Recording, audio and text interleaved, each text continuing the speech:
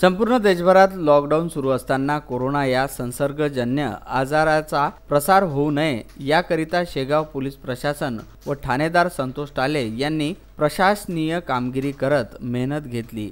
तर मुक्तपणे दुचाकी वाहनांवर फिरणाऱ्या आणि लॉकडाऊनच्या नियमाचे उल्लंघन करणाऱ्या अनेक नागरिकांना चांगला चोप देत जवळपास 1750 वाहनांवर दंडात्मक कार्यवाही केली आणि येत्या 17 तारखेपर्यंत अशीच कार्यवाही केली जाणार आहे। नोवेल कोरोना या व्हायरसमुळे संपूर्ण भारतभर लॉकडाऊन झालेला आहे आणि त्याच्याच पार्श्वभूमीवर बुलढाणा जिल्ह्यातील शेगाव तालुक्यात पोलीस प्रशासनाने जवळजवळ 1600 वाहनं धरलेली आहे जे बिना कामाचे फिरत असताना त्यांच्याकडून दंडसुद्धा वसूल आहे। आपण पाहू शकता रस्त्यावर संपूर्ण सुनसान आहे। रस्त्यावर कोणीही येताना जातात ते फक्त जी महत्त्वाची वाहने आहेत त्यांनाच मुबलक दिलेली आहे।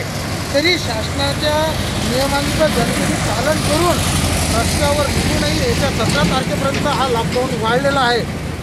जवळजवळ आणखी काहीतरी दिवस राहिलेले आहेत आणि जिल्हाधिकारी बुलढाणा यांच्या आदेशाचे पालन लोकांकडून करून घेतले जाणार असे मत ठाणेदार यांनी विदर्भ न्यूजशी बोलताना व्यक्त केले। शेगाव शहरामध्ये कोविड-19चा प्रादुर्भाव झाल्यानंतर प्रशासनाला अधिक या ठिकाणी कडक उपाययोजना कराव्या लागल्या।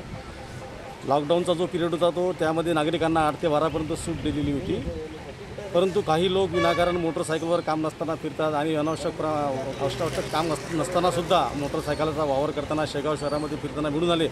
जवळपास त्या 1600 लोकांवर आम्ही दंडात्मक कारवाई केलेली आहे। एकूण 23 गुन्ह्याची नोंद पण केलेली आहे आणि नागरिकांना आमची विनंती आहे आणि आव्हान आहे की त्यांनी विनाकारण कुठल्याही प्रकारचे वाहन रस्त्यावर फिरू नये, जेणेकरून परत याचा प्रादुर्भाव या शेगाव शहरामध्ये होणार नाही।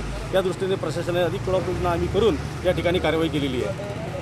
महेंद्र मिश्रा, विदर्भ न्यूज, शेगाव।